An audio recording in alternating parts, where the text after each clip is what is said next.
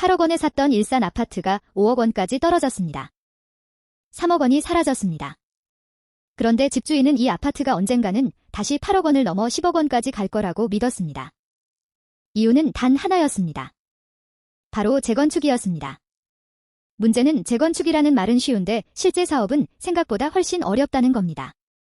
50대 김 씨는 일산의 오래된 아파트에 살고 있었습니다. 아파트가 오래됐다는 것이 김 씨에게는 오히려 장점처럼 느껴졌습니다. 왜냐하면 재건축 가능성이 있었기 때문입니다. 김 씨가 이 아파트를 8억 원에 매수했을 당시 주변에서는 재건축 이야기가 끊이지 않았습니다.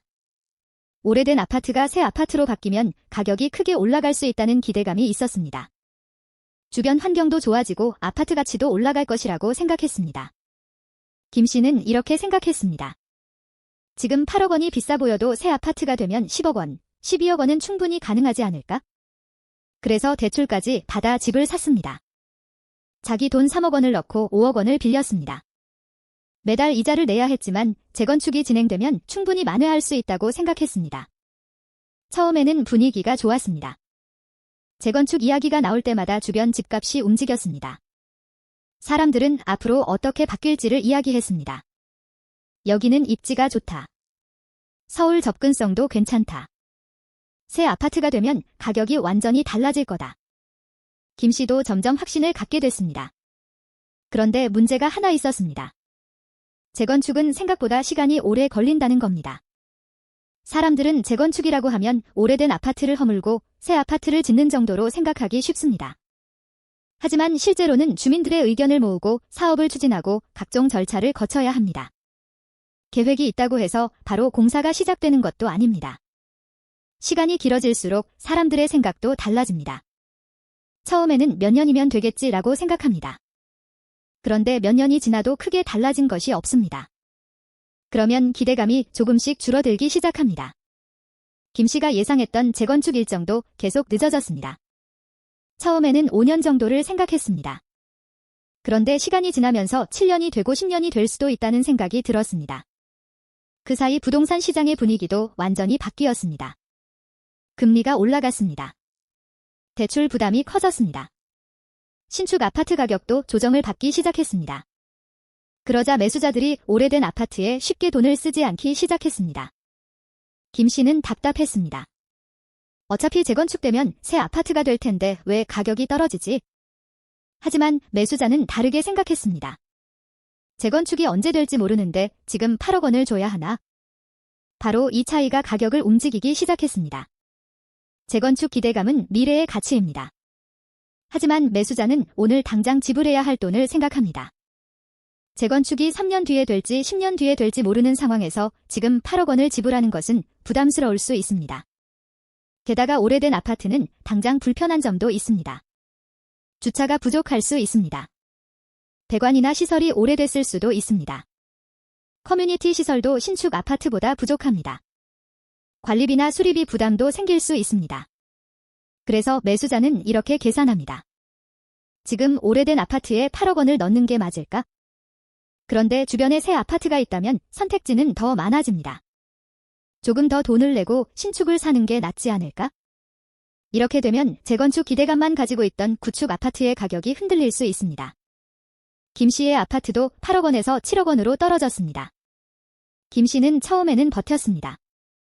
재건축은 원래 시간이 걸리는 거야? 그런데 6억 원대가 되자 불안해졌습니다. 그리고 어느 순간 5억 원까지 내려갔습니다. 8억 원에 샀는데 5억 원입니다. 무려 3억 원이 떨어진 겁니다. 김 씨는 집을 팔고 싶었습니다. 그런데 쉽게 팔 수 없었습니다. 대출이 5억 원이나 남아있었기 때문입니다. 5억 원의 집을 팔면 대출금을 갚고 나서 남는 돈이 거의 없습니다. 그동안 냈던 이자까지 생각하면 실제 손실은 더 커집니다. 김 씨에게는 또 다른 문제가 있었습니다. 재건축이 진행되면 추가 분담금이 발생할 수 있다는 점입니다. 이게 정말 중요합니다. 재건축 아파트는 무조건 새 아파트를 공짜로 받는 것이 아닙니다. 사업 구조와 권리가액, 분양가 등에 따라 추가 부담금이 발생할 수 있습니다. 김 씨가 처음 집을 샀을 때는 집값만 생각했습니다. 8억 원에 사서 새 아파트가 되면 12억 원. 이렇게 생각했습니다. 하지만 실제로는 그 사이에 추가 비용이 발생할 수도 있습니다. 결국 재건축은 단순히 낡은 집이 새 집으로 바뀐다는 이야기가 아닙니다.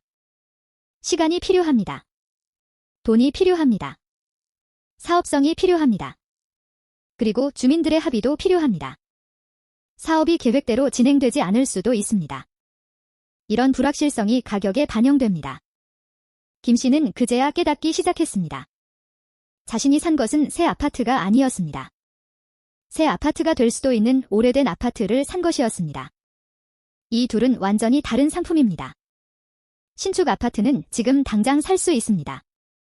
하지만 재건축 아파트는 미래에 어떤 모습이 될지 기다려야 합니다. 그리고 기다리는 동안에도 대출이자는 계속 나갑니다. 이것이 재건축 투자에서 사람들이 쉽게 놓치는 부분입니다. 재건축 기대감이 커질 때는 미래의 가격만 생각합니다. 새 아파트가 되면 얼마일까? 그런데 하락장에서는 다른 질문을 해야 합니다.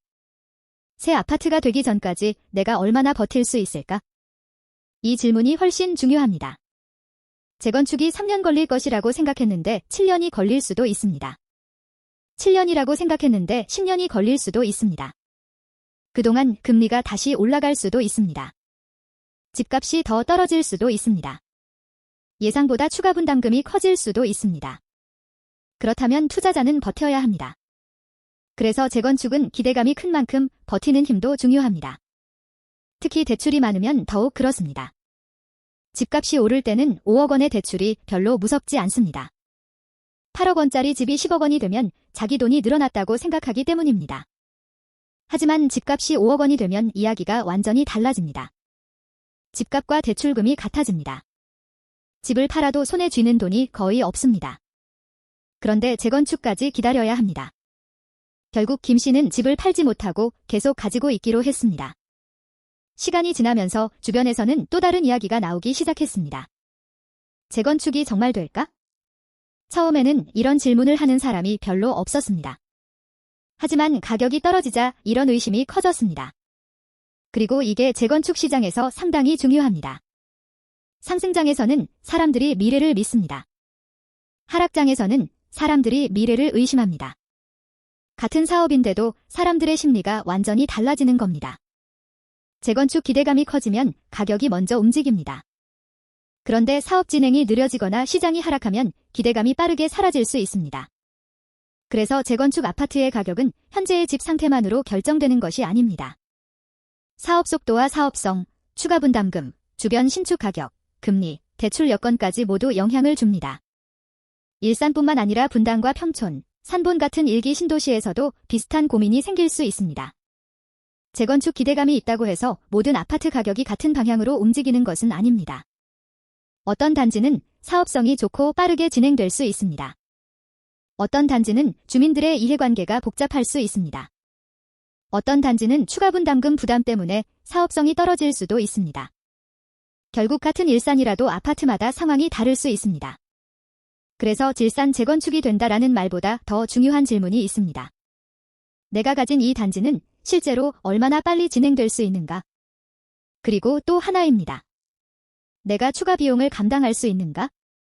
이 두 가지를 확인하지 않고 재건축이라는 단어 하나만 믿으면 위험할 수 있습니다. 김 씨가 가장 후회했던 것도 이것이었습니다. 재건축이 될 것이라는 이야기는 많이 들었지만 얼마나 걸리는지 깊게 생각하지 않았습니다. 추가 분담금이 얼마나 될지도 제대로 계산하지 않았습니다. 금리가 올라가도 버틸 수 있는지 충분히 계산하지 않았습니다. 그저 새 아파트가 되면 오른다는 생각만 했습니다. 하지만 부동산은 미래의 가격을 미리 확정해주지 않습니다. 재건축도 마찬가지입니다. 계획이 현실이 되는 과정에는 수많은 변수가 있습니다. 그리고 그 과정이 길어질수록 투자자의 체력은 중요해집니다. 8억 원에 산 집이 5억 원이 된 상황에서 가장 중요한 것은 언제 다시 8억 원이 될까가 아닙니다. 8억 원으로 돌아갈 때까지 내가 버틸 수 있을까입니다. 5억 원의 대출을 가지고 매달 이자를 내면서 5년을 버틸 수 있는지, 10년을 버틸 수 있는지, 추가 분담금까지 발생하면 감당할 수 있는지, 이것까지 계산해야 합니다. 부동산에서 기대감은 공짜가 아닙니다. 교통호재도 미래의 이야기이고 재건축도 미래의 이야기입니다. 산업단지 개발도 미래의 이야기이고 신도시 성장도 미래의 이야기입니다. 미래의 이야기가 가격에 먼저 반영될수록 그 미래가 늦어졌을 때 가격이 흔들릴 가능성도 커집니다. 그래서 부동산을 볼 때는 무슨 호재가 있느냐만 보면 안 됩니다. 그 호재가 실제로 언제 현실이 되는지를 봐야 합니다. 그리고 현실이 되는 날까지 내가 버틸 수 있는지를 봐야 합니다. 일산의 오래된 아파트가 새 아파트가 될 가능성은 분명히 있을 수 있습니다. 하지만 가능성과 확정은 다릅니다. 재건축이 된다는 기대만으로 8억 원을 지불했다면 그 기대가 현실이 되는 동안 발생하는 시간과 비용까지 감당해야 합니다. 결국 부동산에서 가장 위험한 것은 오래된 아파트가 아닐 수 있습니다. 가장 위험한 것은 전쟁가는 무조건 오른다는 생각으로 감당하기 어려운 가격에 대출까지 끌어오는 것입니다. 8억 원짜리 집이 5억 원이 되는 것은 숫자로 보면 3억 원의 하락입니다. 하지만 그 안에는 더 많은 이야기가 들어 있습니다. 금리 상승이 있고, 거래량 감소가 있고, 신축 아파트와의 경쟁이 있고, 재건축 지연이 있고, 추가 분담금에 대한 불안이 있습니다. 그리고 결국 가장 중요한 것은 사람들의 기대가 사라지는 순간입니다. 사람들이 더 이상 새 아파트가 되면 얼마가 될까를 생각하지 않고 도대체 언제 되는 거야? 라고 묻기 시작하는 순간입니다. 그때부터 재건축 기대감은 호재가 아니라 기다림이 됩니다. 그리고 기다림이 길어질수록 대출이 있는 사람에게는 시간이 곧 비용이 됩니다. 그래서 일산이든 분당이든 재건축을 기대하는 아파트를 볼 때는 가격만 보시면 안 됩니다.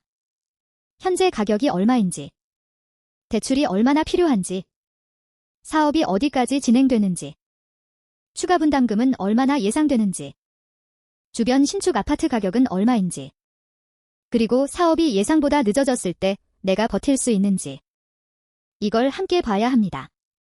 재건축은 분명 엄청난 기회가 될 수도 있습니다. 하지만 재건축이라는 단어만 믿고 미래의 이익을 현재의 가격으로 미리 지불하는 순간부터 위험은 시작될 수 있습니다. 김 씨에게 가장 무서웠던 건 8억 원이 5억 원이 된 것이 아니었습니다.